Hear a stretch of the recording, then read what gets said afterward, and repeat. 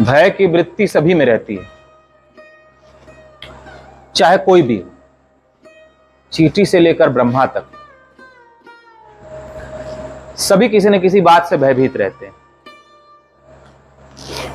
हर कोई किसी न किसी से डरा हुआ है। जैसे गीता घाट के बाबा गीता घाट पहाड़ पर थे, कुछ लोग उनके पास बैठे हुए थे। अचानक एक शेर दौड़ता हुआ आया और चुपचाप उनके पीछे छिपकर बैठ गया। लोगों ने देखा तो घबराए। बाबा ने सबको कहा, शांत होकर बैठे रहो, ये कुछ नहीं कहेगा। थोड़ी देर के बाद वो वहां से चला गया। तो बाबा ने बताया,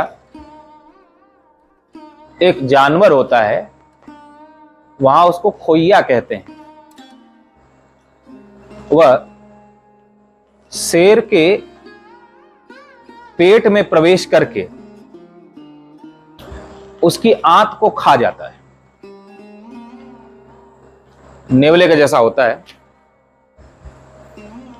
तो जब वह शेर का पीछा कर रहा था तो शेर दौड़ता हुआ अपनी रक्षा के लिए बाबा के पास आया।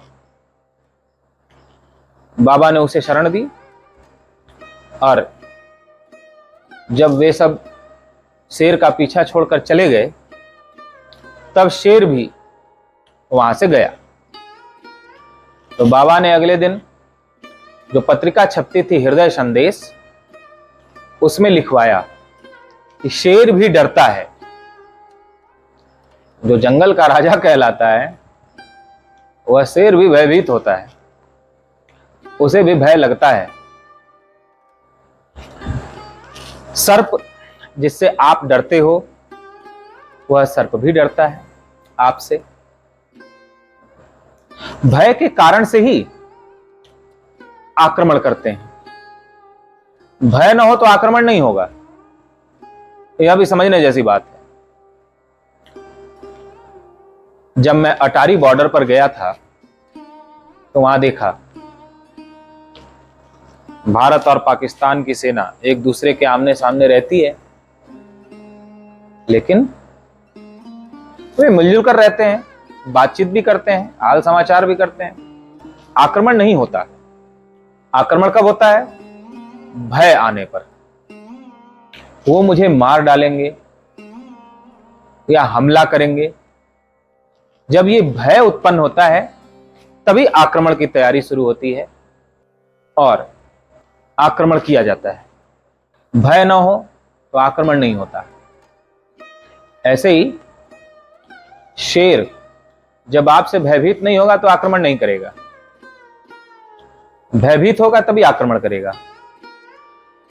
या कोई भी जानवर जब भयभीत होता है तब आक्रमण करता है। आप भी जब किसी से भयभीत होते हो तभी आक्रमण करते हो।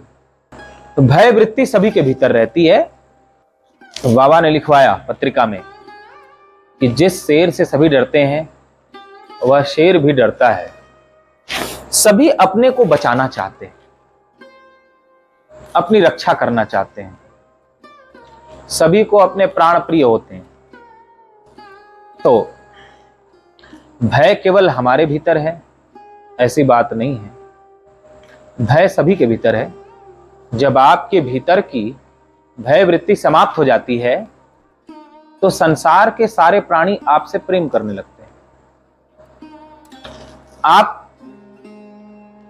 जब अभय हो जाते हो तो आपके पास रहने वाले जीव भी अभय हो जाते हैं, वो आपसे डरते नहीं हैं। पातंजल योग दर्शन में महर्षि पतंजलि ने कहा, अहिंसा प्रतिष्ठायाम तत्सन्निधो वैर त्यागः। अहिंसा की प्रतिष्ठा हो जाने पर उसके संपर्क में रहने वाले सभी प्राणी अपना वैर त्याग देते हैं। यानी जब आप मन से किसी का बुरा नहीं सोचते, वाणी से किसी को बुरा नहीं कहते और शरीर से किसी की हिंसा करने का विचार नहीं होता, यानी मन से किसी की हिंसा नहीं करते, वाणी से किसी की हिंसा नहीं करते, शरीर से किसी की हिंसा नहीं करते। अहिंसा की प्रतिष्ठा हो जाने पर फिर कोई भी जीव आपकी हिंसा नहीं करता। इसीलिए जंगल में, गुफाओं में संत महापुरुष रहते हैं, लेकिन कोई जंगली जानवर उन पर हमला नहीं करता। क्यों? क्योंकि संत अहिंसा में प्रतिष्ठित होते हैं। वे मन से किसी की हिंसा नहीं करते, वाणी से किसी की हिंसा नहीं करते, यानी पीड़ा नहीं देते, और शरीर से भी किसी को पीड़ा नहीं देते। कभी स्वयं कष्ट सह लें लेकिन दूसरे को कष्ट नहीं देते, ऐसा भाव उनके भीतर नहीं होता। इसलिए जंगली जानवर भी उन पर हमला नहीं करते, उनकी हिंसा नहीं करते। आपके भीतर हिंसा है तभी बाहर से कोई आप पर आक्रमण करता है। आपके भीतर अहिंसा प्रतिष्ठित हो जाए, हिंसा का भाव नष्ट हो जाए, तो बाहर से कोई भी जानवर आप पर आक्रमण नहीं करेगा। हाँ, एक घटना आती है बाबा के जीवन की। अंधेरा था, पहाड़ पे चढ़ रहे थे, एक विषधर के ऊपर पांव पड़ गया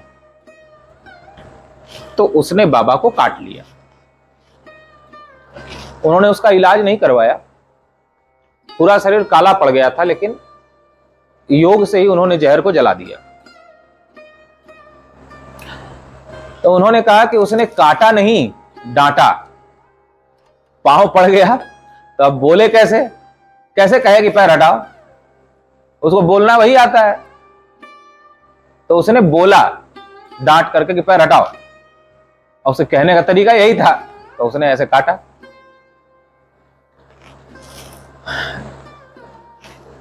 इस प्रकार अनजाने में पांव पड़ जाए या अनजाने में कुछ हो जाए तो वो केवल आपको सावधान करेंगे, मार नहीं डालेंगे आप पे बिना कारण के आक्रमण करके।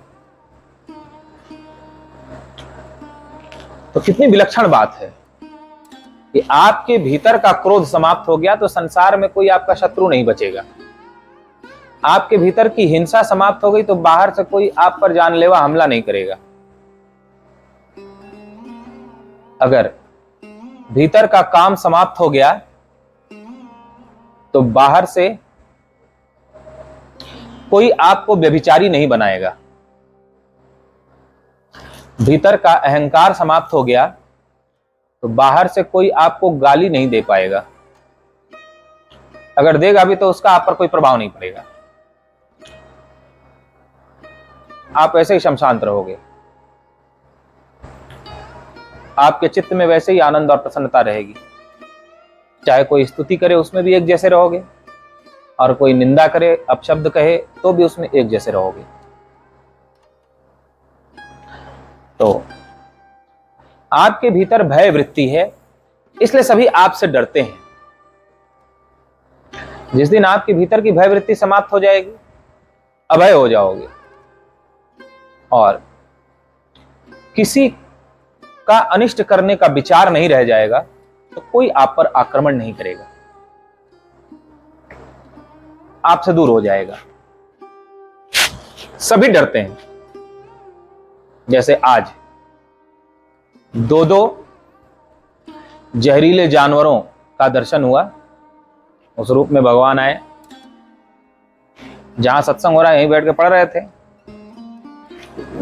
तो यहां पर एक जंगली छिपकली इतनी बड़ी जीभ निकालते हुए इधर आई, और जैसे ही नजर पड़ी वैसे ही वापस धीरे से चली गई डर कर,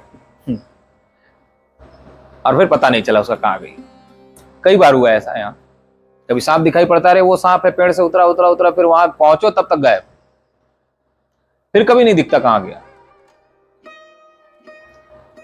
तो फिर शाम के समय जंगल के पास यज्ञशाला के पीछे टहलने गए, तो हम अपने में मग्न होकर टहल रहे थे, और थोड़ी दूरी पर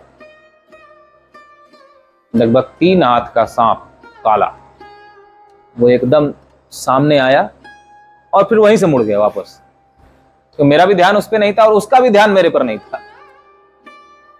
मैं भी नहीं जान पाया कि वो आ रहा है और वो भी नहीं जान पाया कि ये आ रहे हैं। बस कुछ जब नजदीक रह गया तो मैं भी रुका, वो भी रुका। मैं खड़ा रह गया, वो धीरे से मुड़ के पीछे चला गया। तो उसी समय ये विचार आया कि सभी अपने को बचाना चाहते हैं। सारा संसार जिससे डरता है वो भी डरता है, वो भी चाहता है कि मैं रक्षा करूं अपनी। यद्यपि उसकी शक्ति के सामने साधारण मनुष्य की शक्ति कुछ भी नहीं है। चाहे शेर हो या सांप हो, अजगर हो, उनकी शक्तियों के सामने साधारण मनुष्य की शक्ति कुछ भी नहीं है। लेकिन भय से वो कमजोर हो जाता है। मनुष्य भी यदि भयभीत हो जाए तो कमजोर हो जाता है, लेकिन अभय रहे तो वह बलवान हो जाता है।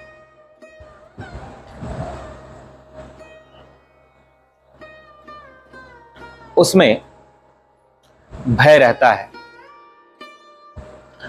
जब तक परमात्मा का दर्शन नहीं हो जाता तब तक भय रहता है। भय दो तरह का होता है। एक भय होता है अनर्गल भय, यानी व्यर्थ का डरना।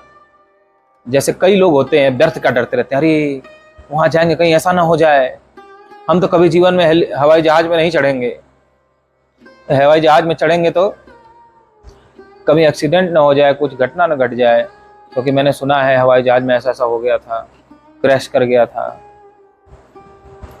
कोई सोचता है नहीं नहीं गाड़ी हम नहीं चलाएंगे, कोई कुछ। अरे व्यर्थ के भय, सावधानी अलग बात,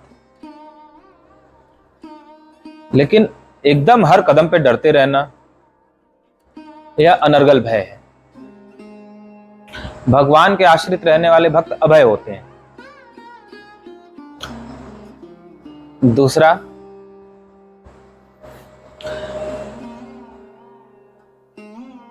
प्राकृतिक भय, नेचुरल भय, वो सभी में होता है, चाहे कोई भी।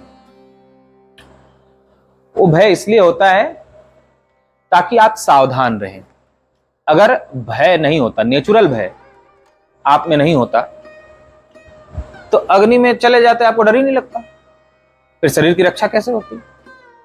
अग्नि के जलने से भय होता है, तभी तो अग्नि से दूर रहते हो, तो वो सावधान कर रहा है आपको भय, तो वो भय बुरा नहीं। अगर भय नहीं होता तो कोई भी जल में जाकर डूब जाता तुरंत। जितनी आत्महत्याएं आज हो रही हैं, यदि भय नहीं होता तो रोज लाखों करोड़ों लोग आत्महत्या करते, दुख से परेशान होते। अब भय तो है नहीं कुछ कि हमें कष्ट होगा, मरने में पीड़ा होगी, और तुरंत जाकर के कूद जाते, तार पकड़ लेते, ट्रेन के आगे लेट जाते। लेकिन वो भय ही उन्हें रोके रहता है और बड़े से बड़ा कष्ट सहकर भी मरते नहीं। तो एक भय होता है जो आपको सावधान करता है, सजग करता है कि शरीर का यह नुकसान है, मन का यह नुकसान है, बुद्धि का यह नुकसान है। और दूसरा भय है जो अनर्गल भय है, जो अपने शरीर को ही एकदम सब कुछ समझ करके अब इसको कुछ भी नहीं होना चाहिए।